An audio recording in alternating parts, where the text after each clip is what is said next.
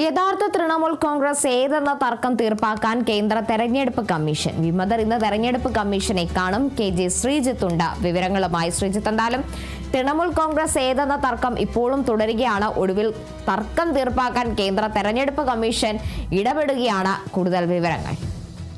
ഇക്കഴിഞ്ഞ നിയമസഭാ തെരഞ്ഞെടുപ്പിൽ വലിയ പിളർപ്പാണ് TMCയിൽ ഉണ്ടായത്. അതിനുശേഷമാണ് ഇപ്പോൾ ആ തർക്കം തെരഞ്ഞെടുപ്പ് കമ്മീഷന് മുന്നിൽ എത്തിയിരിക്കുന്നത്. യഥാർത്ഥ TMC ആരെന്ന തർക്കമാണ് ഇപ്പോൾ തെരഞ്ഞെടുപ്പ് കമ്മീഷന് മുന്നിലുള്ളത്. അതുമായി ബന്ധപ്പെട്ട് ഇന്നലെ വിമതപക്ഷം തെരഞ്ഞെടുപ്പ് കമ്മീഷന് കത്ത് നൽകിയിരുന്നു. അതുകൊണ്ട് തന്നെയാണ് ഈ രണ്ട് വിഭാഗത്തെയും, ഒന്ന് മമതാ വിഭാഗത്തെയും അതോടൊപ്പം തന്നെ വിമത വിഭാഗത്തെയും ഡൽഹിയിലേക്ക് വിളിപ്പിച്ചിരിക്കുന്നത്. ബംഗാളിലെ നിലവിലെ പ്രതിപക്ഷ നേതാവ് അടക്കമുള്ളവർ ഇന്ന് തെരഞ്ഞെടുപ്പ് കമ്മീഷനെ കണ്ട് തങ്ങളുടെ നിലപാടുകൾ വ്യക്തമാക്കും. മുൻകാലങ്ങളിലെല്ലാം ശ്രദ്ധിച്ചാൽ തന്നെ നമുക്ക് മനസ്സിലാകും ഇത്തരത്തിലുള്ള ഈ പിളർപ്പുകൾ മഹാരാഷ്ട്രയിൽ 2 തവണ ഉണ്ടായിട്ടുണ്ട്. അതൊന്ന് ശിവസേനയുമായി ബന്ധപ്പെട്ട്, മറ്റൊന്ന് NCPയുമായി ബന്ധപ്പെട്ടാണ്. ഈ 2 തവണയും തെരഞ്ഞെടുപ്പ് കമ്മീഷന്റെ നിലപാട് വിമതപക്ഷത്തോടൊപ്പം നിൽക്കുന്ന ഒരു നിലപാടായിരുന്നു. അന്ന് ശിവസേനയുമായി ബന്ധപ്പെട്ട് പരിശോധിക്കുകയാണെങ്കിൽ ഏക്നാഥ് ഷിൻഡെക്കൊപ്പമായിരുന്നു അന്ന് തെരഞ്ഞെടുപ്പ് കമ്മീഷൻ നിന്നത്. ഈ ചിഹ്നവും, പാർട്ടിയുടെ ചിഹ്നവും അതോടൊപ്പം തന്നെ മറ്റ് പാർട്ടിയുമായി ബന്ധപ്പെട്ട എല്ലാ ഉടമസ്ഥാവകാശവും ഈ പാർട്ടിക്ക് നൽകുന്നതാണ് കണ്ടത്.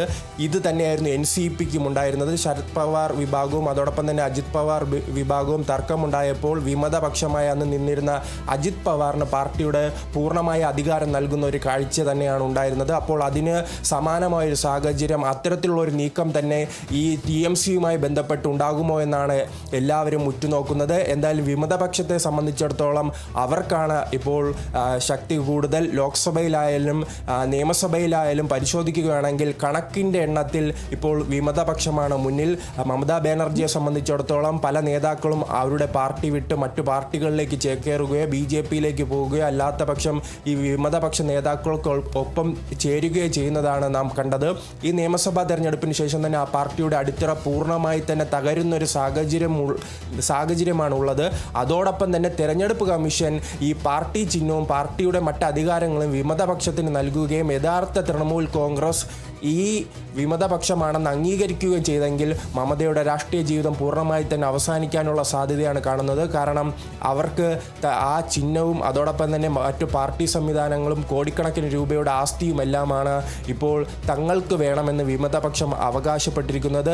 ഇതിൻ്റെ രേഖകളുമായി ഇന്ന് 12 മണിയോടുകൂടി തന്നെ തെരഞ്ഞെടുപ്പ് കമ്മീഷനെ ഈ നേതാക്കൾ കാണും. അതോടൊപ്പം തന്നെ മറ്റ് MLAമാരും MP മാരും ഇവരോടൊപ്പം ഉണ്ടാകും. മറ്റൊരു കാര്യം പരിശോധിക്കുകയാണെങ്കിൽ ഈ വിമതപക്ഷത്തിന് അനുകൂലമായാണ് BJPയുടെയും കേന്ദ്ര സർക്കാരിൻ്റെ നിലപാട്.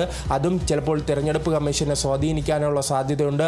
അത്തരം സ്വാധീനിച്ച ഒരു കാഴ്ചയായിരുന്നു നാം അന്ന് മഹാരാഷ്ട്രയിൽ കണ്ടത്. NCPക്കും അതോടൊപ്പം തന്നെ ശിവസേനയ്ക്കും അനുകൂലമായെന്ന് കേന്ദ്ര സർക്കാരിൻ്റെ തീരുമാനമുണ്ടായിരുന്നു. ആ തീരുമാനം തന്നെയായിരുന്നു പിന്നീട് നാം തിരഞ്ഞെടുപ്പ് കമ്മീഷൻ്റെ ഭാഗത്തു നിന്നും കണ്ടത്. അപ്പോൾ നിലവിൽ കേന്ദ്ര സർക്കാരിൻ്റെ പിന്തുണയുള്ള ഈ വിമതപക്ഷത്തിന് അനുകൂലമായൊരു പിന്തുണയായിരിക്കുമോ തിരഞ്ഞെടുപ്പ് കമ്മീഷനും കൈക്കൊള്ളുക എന്നത് 2 ദിവസത്തിനകം തന്നെ അറിയാം. ഇന്ന് ഇരുപക്ഷത്തിൻ്റെയും നിലപാടുകൾ പരിശോധിക്കും, അവരുടെ രേഖകൾ പരിശോധിക്കും. അതിനുശേഷമായിരിക്കും തിരഞ്ഞെടുപ്പ് കമ്മീഷൻ അന്തിമമായ ഒരു തീരുമാനത്തിലേക്ക് എത്തുക.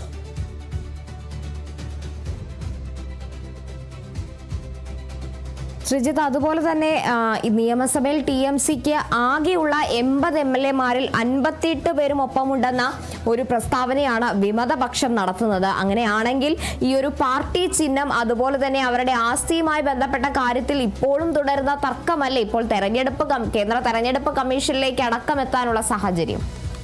തീർച്ചയായും കേവല ഭൂരിപക്ഷം, 3/2 ഭൂരിപക്ഷം തങ്ങളുടെ പക്കലുണ്ട്, MLAമാർ തങ്ങളുടെ പക്കലുണ്ടെന്നാണ് ഈ വിമത നേതാക്കൾ അവകാശപ്പെടുന്നത്. അതുകൊണ്ട് തന്നെ സ്വാഭാവികമായി ഈ പാർട്ടി ചിഹ്നവും അതോടൊപ്പം തന്നെ പാർട്ടിയുടെ കോടിക്കണക്കിന് രൂപയുള്ള വസ്തുവകകളും സ്വാഭാവികമായി തന്നെ ഈ വിമതപക്ഷത്തിൻ്റെ കൈകളിൽ എത്താനാണ് സാധ്യത. മമതാ ബാനർജിയെ സംബന്ധിച്ചിടത്തോളം വലിയ പ്രതിസന്ധിയിലൂടെയാണ് കടന്നു പോകുന്നത്. അവരുടെ നേതാക്കളെ ഇന്നലെ തന്നെ അവിടെ ബംഗാളിൽ ഇറങ്ങിയാൽ തന്നെ ആക്രമിക്കുന്ന ഒരു ഘട്ടമുണ്ട്. അപ്പോൾ ആ ഒരു പ്രതിസന്ധി ഘട്ടത്തിൽ തന്നെ പല നേതാക്കളും മറ്റു പാർട്ടികളിലേക്ക് ചേക്കേറുന്നു. അങ്ങനെ പല പ്രതിസന്ധികൾ രൂപപ്പെട്ട് നിൽക്കുന്ന സാഹചര്യത്തിൽ പാർട്ടി ചിഹ്നം കൂടി നഷ്ടപ്പെടുകയാണെങ്കിൽ ആ പാർട്ടിയുടെ നിലനിൽപ്പും അതോടൊപ്പം തന്നെ ആ പാർട്ടി നേതാവായ, ആ പാർട്ടിയെ വളർത്തിക്കൊണ്ടുവന്ന, ആ പാർട്ടിയെ സ്ഥാപിച്ച മമതാ ബാനർജിയുടെ അവസ്ഥയും വലിയ പ്രതിസന്ധിയിലേക്ക് തന്നെ പോകാനാണ് സാധ്യത. ശരി, വ്യക്തമാണ്. KJ ശ്രീജിത്താണ് വിവരങ്ങൾ നൽകിയത്.